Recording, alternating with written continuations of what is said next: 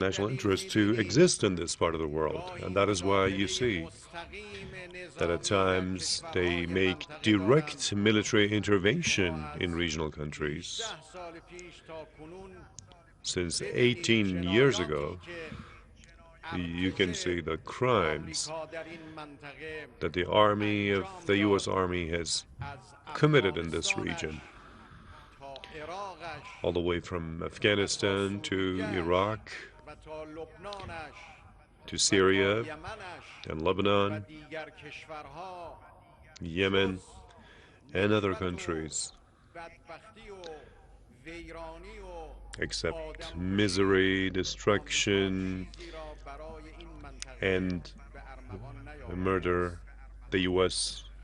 brought nothing for this region except these.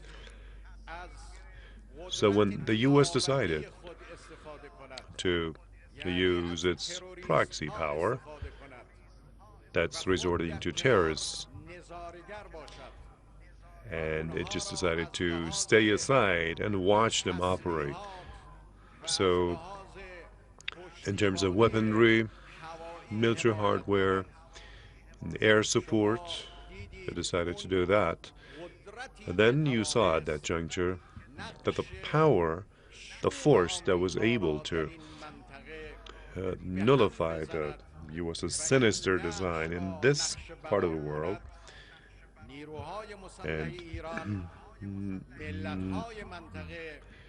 made their schemes void in this region. It was the people in the region, and especially the Islamic Revolution Guards Corps. The U.S. is infuriated by the Iranian. They're enraged because the Iranian people have withstood for 40 years.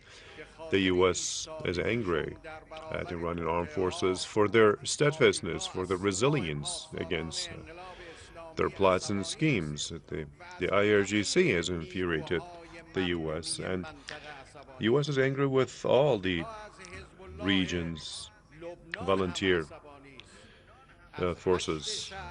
It's also angry with the Lebanon's Hezbollah, the Iraq's Hashd al-Shabi, also the mobilization unit there. The Yemeni mobilization forces, they also anger the U.S. So any force or power that does not surrender, does not give up to the U.S., and they're not under the U.S. domination, the U.S. will be angry with them, especially the forces that won't allow the U.S. to reach its goals. So they never thought, Americans never thought, and also their cronies in the region, as well as the Zionist regime, they never thought that the people in the region, with the help of the people of Iran and the Iranian armed forces and the IRGC, they would never thought that they will be able to,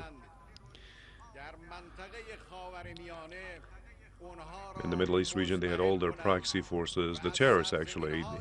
Our forces managed to defeat them, and they managed to drive them out of the land that they occupied.